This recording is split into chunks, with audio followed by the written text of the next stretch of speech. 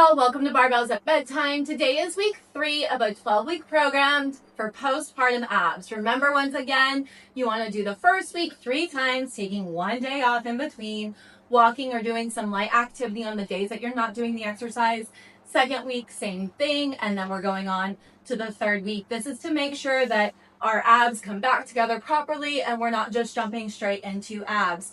If this is the first time you are seeing my ab exercises for postpartum, thank you for coming. Welcome. There is a playlist on my channel for that week 1 and week 2, so go ahead and click that, start there, and then come back here when you are ready. Remember, as always, if any of this exercise is too difficult for you, you can either slow down the pace or you can repeat the week before. And remember, if you don't have time to repeat this exercise 3 times in a week with 1 day off in between, make sure that you go ahead and repeat your weeks a little bit longer before moving forward. Remember, this is your exercise, not mine. Everything is going nice and controlled, and really go steady. Be patient with yourself, mama. You just had a baby. That's a beautiful and wonderful thing. You will get your abs back. It's okay if it takes time. It took time to grow a baby. It'll take time to bring them back. All right, let's go ahead and get started.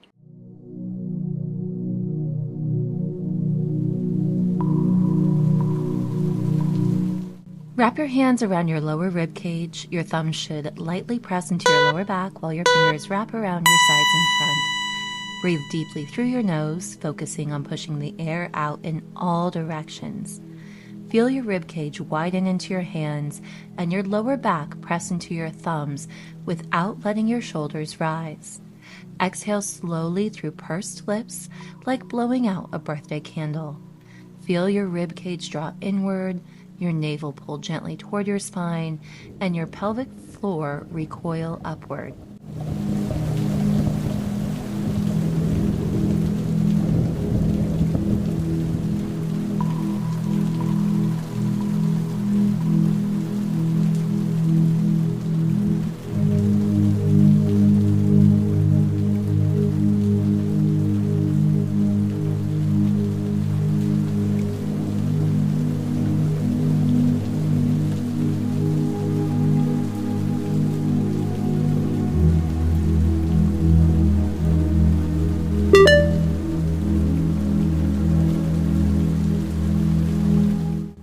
Engage your midsection as if someone's trying to punch you hard in the gut.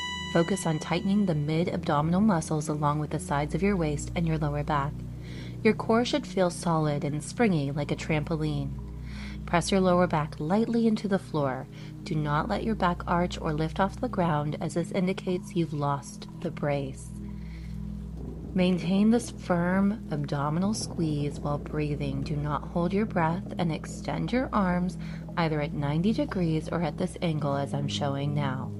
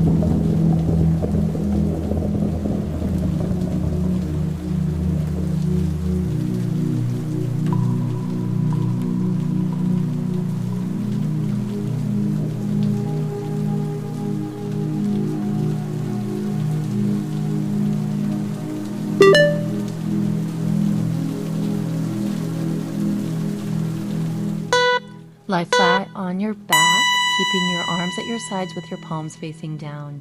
Bend both your knees to roughly 90 degrees with your feet flat on the floor and engage a pelvic tilt. Pull your belly button in and gently tilt your pelvis upward.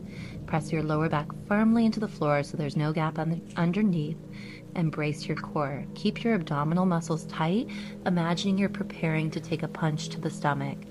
As you slowly lift your knees, you'll bend your knees towards your chest one at a time. Drive the movement using your lower abdominal muscles rather than relying on momentum. Slowly lower your feet back down to the starting position while continuously maintaining the posterior pelvic tilt.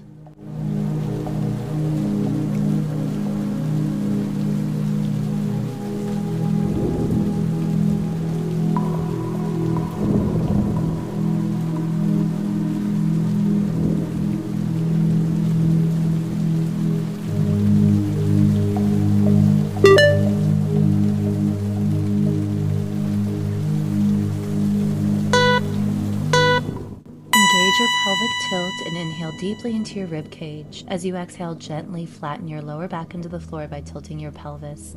Imagine drawing your belly button toward your spine and slightly tucking your tailbone. While holding this deep core engagement and keeping your lower back firmly pressed against the floor, slowly slide one heel away from your body. Only extend the leg as far as you can without letting your lower back arch or lift off the floor. Inhale and slowly slide your heel back to the starting position. Make sure your pelvis remains stable and level throughout the entire movement.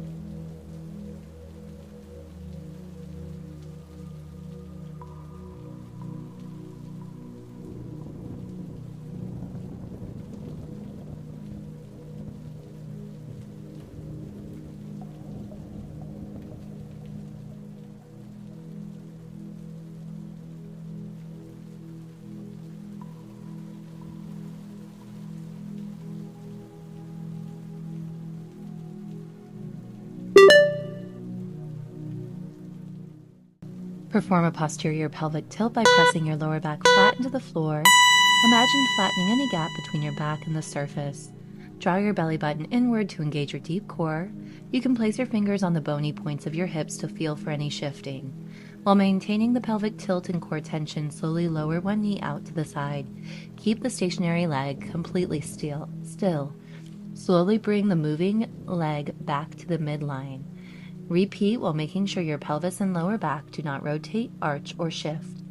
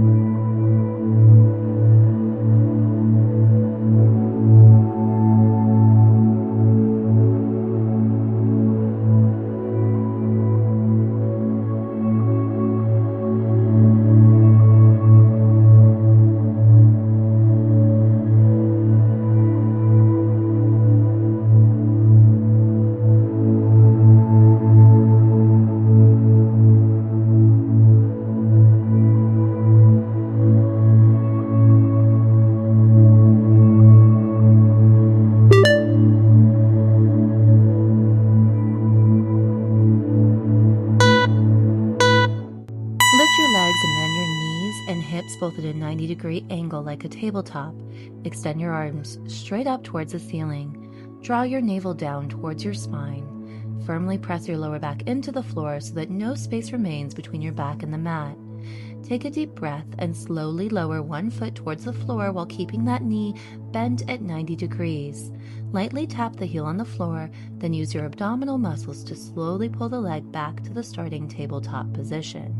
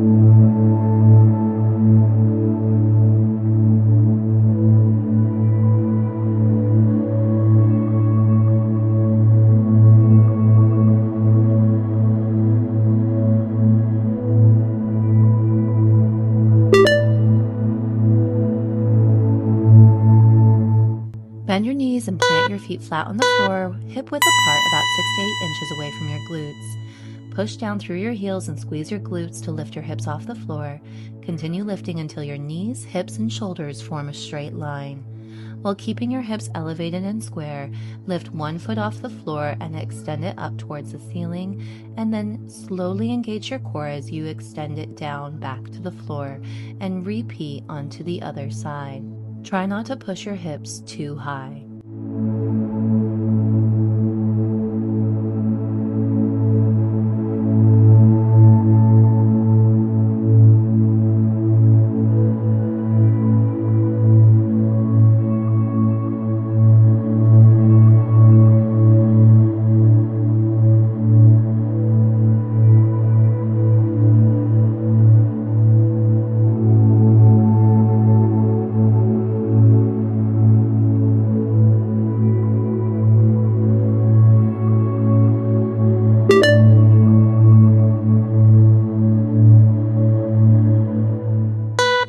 Get on your hands and knees in a tabletop position. Ensure your hands are directly under your shoulders and your knees are under your hips.